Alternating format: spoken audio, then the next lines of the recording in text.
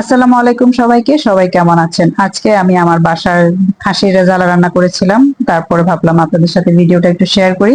তো চলুন আমি রান্নাটা করে ফেলছি। আমি প্রথমে মাংসটাকে আমার সুবিধা মতো সাইজে বাজার থেকে করিয়ে এনেছি। করে এনে আমি এটাকে ভালো করে ওয়াশ করে পানি ঝরিয়ে নিয়েছি।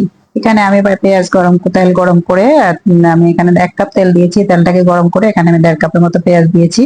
পেঁয়াজটা এখন আমি ভালো করে একটু ভাজা ভাজা করে নেব, তবে কালার কালার আনবো না বেশি খুব একটা। তাহলে কিন্তু আমি যেহেতু খাসি রেজালা করবো, খাসি রেজালার মধ্যে বেশি কালার করলে ভালো লাগবে না। তো আমি এখানে দিয়ে দিলাম গরম মশলা। ওর মধ্যে ছিল দারচিনি, এলাচ, লবঙ্গ, তেজপাতা এবং ছিল একটা বড় কালো এলাচ। দিয়ে আমি এখন এগুলোকে আরেকটু ভাজা ভাজা করে নেব, সুন্দর একটা অ্যারোমা বের হওয়া পর্যন্ত। যখন একটা সুন্দর স্মেল বের হবে তখন আমি এ পর্যায়ে এখানে দিয়ে দেবো মাংসটা। মাংসটা দিয়ে আমি এখানে মাংসটাকে একটু ভাজা ভাজা করে নিব। পেঁয়াজটা বেশি লাল করলে কিন্তু মাংসের কালারটা চেঞ্জ হয়ে যাবে, যেহেতু আমি খাসির রেজালা করছি। তো এই পেঁয়াজটা বেশি লাল করা যাবে না। তো আমি এখন এটাকে এই যে চুলার স্পিডটাকে একদম ফুল স্পিডে দিয়ে আমি এখন এটাকে এভাবে ভেজে নেব। এখানে কিন্তু আর কিছু দিব না এই পর্যায়ে। এভাবে করলে মাংসর থেকে যে খাসির মাংসের যে একটা স্মেল আছে, অনেকে স্মেলের জন্য খেতে চায় না। এভাবে ভাজা করে নিলে আর কোনো স্মেল থাকে না। দেখতে পাচ্ছেন এখানে কিন্তু এখনো কোনো পানি ছাড়া হয়নি, মাংসটা কিন্তু একদম ভাজা ভাজা হয়ে গিয়েছে।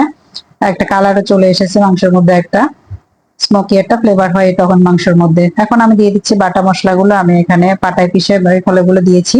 তো এখানে আমি দিয়ে দিচ্ছি ভরে ভরে 2 চা চামচ আদা বাটা, তারপরে দিয়ে দিব 2 চা চামচ রসুন বাটা। দিয়ে এটাকে আমি তারপরে দিয়ে দিলাম এখানে গরম মশলা। এখানে ছিল গরম মশলার মধ্যে লবঙ্গ, এলাচ, দারচিনি, লবঙ্গ, এলাচ, দারচিনি, গোলমরিচ, তারপরে ছিল স্টার এনিস এবং জায়ফল জয়ত্রী।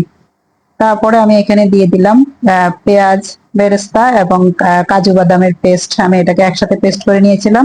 নিয়ে এটাকে আমি এখানে দিয়ে দিচ্ছি। আর ওই পাশে আমি দিয়ে দিলাম চীনা বাদামের পেস্ট। তো আমি কাজু বাদামের পেস্ট আর বেরেস্তা দিলাম এখানে 1.5 টেবিল চামচের মতো হবে। আর ওটা দিলাম আমি 2 টেবিল চামচ। চীনা বাদাম বাটা দিলাম 2 টেবিল চামচের মতো। দিয়ে আমি এখন এগুলোকে ভালো করে আবার একটু ভুনা ভুনা করে নিব, একদম ভালো একটা স্মেল ছড়ানো পর্যন্ত। এইভাবে তেলের মধ্যে যদি আপনি এ পর্যায়ে একটু চুলার হিটটা কমিয়ে দিবেন, যেহেতু বাদাম বাটা দিয়েছেন, নিচে লেগে যাওয়ার একটা চান্স থাকে। তো চুলাটা একটু কমিয়ে দিয়ে এ পর্যায়ে আমি এগুলো একটু নেড়ে মিক্স করে দিয়ে তারপরে আমি একটু সুন্দর কালারের জন্য দিয়ে দিলাম এখানে শুকনা মরিচের গুঁড়ো। শুকনা মরিচের গুঁড়ো দিলে সুন্দর একটা কালার আসে।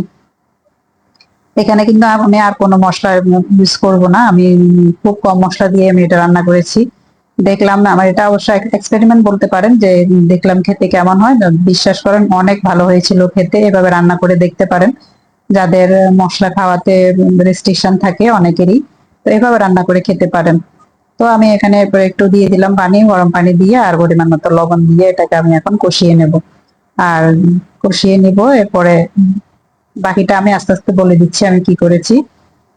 তো দেখতে পাচ্ছেন আমি এটাকে আলাদা একটু ঘন ঘন করে তারপরে আমি ঢাকা দিয়ে দিয়েছি। ঢাকা দিয়ে এখন এটাকে আমি মিডিয়াম আগুনে আস্তে আস্তে এটাকে ভালোভাবে কষিয়ে নেব। মাংস কিন্তু যত কষাবেন তত কিন্তু ফ্লেভার ভালো হয়। তো আমি পরে দেখলাম যে আমার বাটা পেঁয়াজের পেস্টের আমি বক্সটা নামাই নি ডিপ ফ্রিজ থেকে। পরে আবার একটু পেঁয়াজ আলাদা পেস্ট করে তারপরে আমি এখানে দিয়ে দিলাম পেস্ট করে। দিয়ে আবার এটাকে আমি এখন আবার কষিয়ে নিচ্ছি। কষিয়ে এখন এটাকে আমি আবার ঢাকা দিয়ে দিলাম। ঢাকা দিয়ে এটা এখন আবার রান্না হচ্ছে। তো এভাবে চিজ গুলো মাঝখানে আমি যেগুলো বলছি এগুলো একটু চেষ্টা করবেন ফলো করা, তাহলে দেখবেন আপনার মাংস রান্নার মধ্যে যে খাসির মাংসের যে একটা ব্যাড স্মেল থাকে, খাসির আলাদা একটা যে স্মেল থাকে, ওই স্মেলটা আর লাগবে না। তো কষানো যখন প্রায় এটা ঝোলটা শুকিয়ে এসেছে পানিগুলো, এই পর্যায়ে আমি এখানে দিয়ে দিলাম কি বলে এটাকে টক দই। টক দইটাকে আমি ভালোভাবে এখানে হাফ হাফ কাপ টক দই ছিল, টক দইটাকে আমি ভালোভাবে ফেটিয়ে দিয়ে দিলাম। ফেটিয়ে তারপরে দিয়ে আমি এখন এই যে কাপটা ধুয়ে ও একটু দিয়ে দিলাম আবার হাফ কাপ গরম পানি। দিয়ে এখন আমি এটাকে ভালোভাবে আবার ঢাকা দিয়ে রান্না করে নেব।